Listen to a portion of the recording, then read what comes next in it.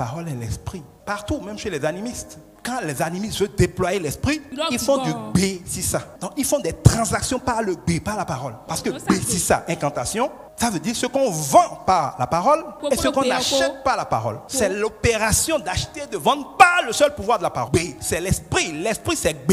Être ancré dans la parole, c'est être ancré en esprit. C'est être rempli de l'esprit parce qu'on est rempli de la parole. Et c'est ça qui fait que même dans un monde en pleine tribulation, on peut être enlevé pour faire un avec l'esprit dont on est rempli. Ce n'est pas une question de lire sa Bible de temps en temps. C'est une question de demeurer dans la parole. De manger tellement de la parole. Ce n'est pas la quantité qui compte, mais c'est la vérité qui compte. Ne prenez pas votre Bible pour commencer à la lire de Genèse à Apocalypse cette fois. Ça ne sert à rien. Il s'agit plutôt de recevoir la grâce et recevoir le nom de Christ Jésus, de digérer chaque parole. Il faut que quand vous prenez un verset de la parole de Dieu, vous ne voyez plus ce qui est écrit. Quand vous voyez ce que l'esprit dit. Ce dans quoi il faut s'ancrer, ce n'est pas la lettre de la parole. La lettre de la parole tue. C'est la parole qui le dit. Les plus mauvais chrétiens, c'est ceux qui connaissent la Bible par cœur, qui peuvent vous citer tous les versets par cœur. Ils sont champions pour réciter la parole, mais ils sont complètement aveugles à l'esprit de la parole. Connaître la parole par cœur ne vous sauvera pas. Être un avec l'esprit de la parole, voilà ce qui sauve. Et l'esprit de la parole est tel que quand vous avez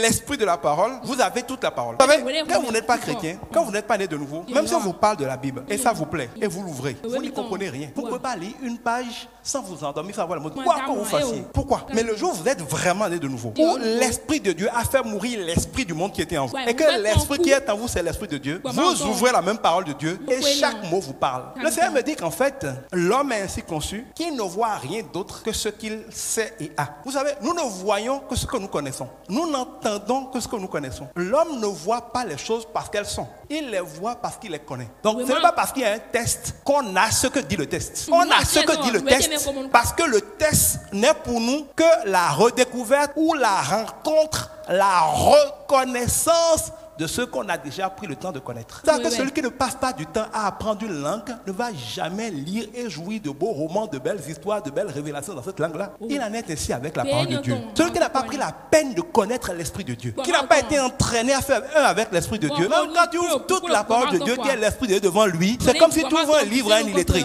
On ne peut recevoir que ce qu'on reconnaît.